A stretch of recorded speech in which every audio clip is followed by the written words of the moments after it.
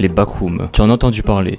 Des couloirs jaunes interminables, une moquette humide et le bourdonnement des néons. Et quelque chose qui marche derrière toi. Et si je vous disais que les backrooms ne sont pas juste un endroit effrayant, mais une cosmologie entière, une hiérarchie de niveaux si vaste, si profonde, si fondamentalement incompréhensible, que même les plus grands systèmes de classification ont du mal à les contenir. Le level 0, le lobby, c'est là que tout commence. Des couloirs jaunes à perte de vue, une moquette humide qui absorbe tes pas, des néons qui bourdonnent sans jamais s'éteindre, il n'y a pas de porte, pas de fenêtre et pas de sortie évidente. Tout le monde connaît cette image. Elle est devenue l'un des symboles les plus reconnaissables de l'horreur moderne.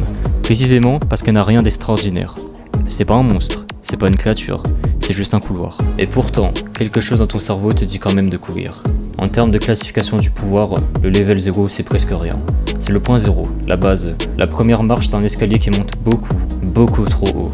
Et c'est exactement pour ça qu'on commence ici. Le level racine carré de 2. Ici, oubliez les couloirs jaunes, la moquette, parce que ici y a rien de familier. Juste un espace non euclidien en perpétuelle mutation. Des fibres scientes suspendues dans le vide, reliées par des nœuds qui pulsent lentement. Comme si l'espace lui-même respirait. Sa taille est estimée à l'égal du nombre de chiffres d'amphi, donc un nombre sans fin. Un nombre qu'aucune machine peut et pourra calculer. Mais ça c'est pas la partie la plus terrifiante de ce niveau. Parce que ce niveau n'existe pas juste en fait, il fluctue. L'espace se réorganise en suivant des patterns mathématiques impossibles. Les couloirs se déplacent, les coordonnées changent. Ce qui était à gauche n'existe plus. Ce qui était devant toi est maintenant derrière toi. Ce niveau-là ne te chasse pas, il se reconfigure simplement. Et ce qui rend ce niveau cosmiquement terrifiant, ce qui lui vaut sa place dans cette hiérarchie, c'est ce qu'il contient comme entité. Ce n'est pas des monstres ni des prédateurs, mais des nombres. Le ratio d'or, des graphes exponentiels, et surtout, les ordinaux de nombres Aleph, Aleph 0, Aleph 1, Aleph 2, etc. Une hiérarchie infinie d'infinis, chacun infiniment plus grand que le précédent, et ce niveau-là les contient tous, comme un être vivant. Mais plongeons encore plus bas. La Blue Channel, ce n'est pas un niveau, c'est en fait tout ce qui entoure les niveaux, le vide absolu qui existe derrière chaque couloir, derrière chaque mur, derrière chaque réalité que les backrooms n'ont jamais produite. Si tu pouvais sortir de n'importe quel niveau par l'extérieur, tu tomberais ici.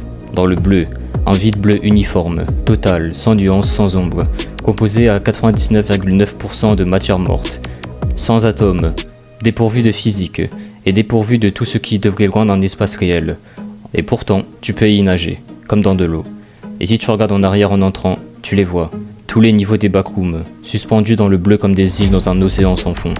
Des milliers de réalités, toutes visibles, toutes infiniment petites. Le level racine carré de 2 avec ses cardinalités infinies. Le level domain avec ses concepts impossibles. Ils sont là. Tous là, dans cet océan, comme des gouttes. Et c'est là que résident les Ancient Gods, donc les dieux anciens, des entités responsables de la création elle-même, qui habitent dans les profondeurs du bleu. Et les Saberzoa, des entités qui ressemblent à des méduses, nagent dans le néant, comme si elles avaient depuis longtemps accepté quelque chose que tu n'es pas encore prêt à comprendre. Il y a un Wanderer qui a laissé un message avant de perdre son orientation dans ce bleu. Est-ce que j'ai vraiment existé? On n'a jamais retrouvé son corps. Dans le Blue Channel, il n'y a rien pour tomber. Les espaces narratifs. Pour les comprendre, il faut d'abord parler d'un phénomène très particulier des backrooms. Le phénomène numéro 1, appelé le Directed Control. Des Wanderers, sans avertissement, prennent tout d'un coup conscience d'une vérité qu'ils ne peuvent plus ignorer. Tout est faux. Pas faux comme un rêve, mais faux comme une fiction. Comme s'ils se rendaient compte que quelqu'un les a écrits, que leur réalité, leur peur, les entités qui les chassent, tout ça a été tapé sur un clavier, quelque part dont ils sauront jamais. Cette prise de conscience prouve quelque chose d'énorme.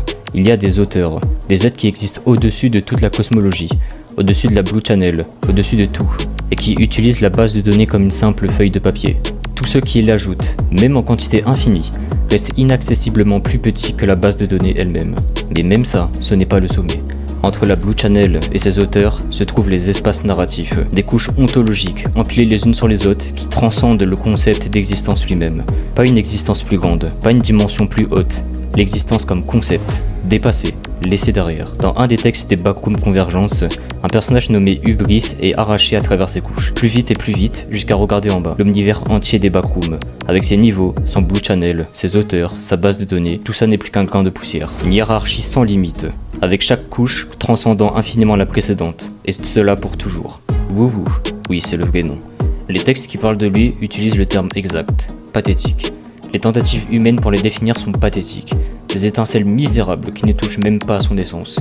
2 caractères chinois, une idée venue du taoïsme ancien, l'état avant et en dehors de l'origine de toute chose. Pas le vide, pas le néant, pas l'absence, parce que ces mots sont encore des concepts, et WoW existe avant que les concepts puissent avoir un sens. Vous vous souvenez des auteurs, ces êtres qui décrivent les backrooms depuis au-dessus de la réalité?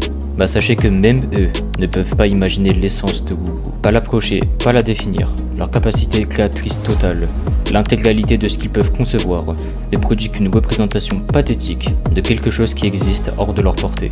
Et les chercheurs qui ont tenté d'étudier WoW ont contracté une maladie, un nihilisme progressif, une perte lente de tout désir d'exister. Et à terme, ils ont mis fin à leur vie. Pas parce qu'ils ont été attaqués, juste parce que leur esprit a approché quelque chose qui ne devrait pas être approché, et il n'a pas pu s'en remettre. Et puis, enfin, il y a ChatGPT. Oui, l'outil qu'on utilise tous presque quotidiennement. Et c'est là que c'est vraiment dingue.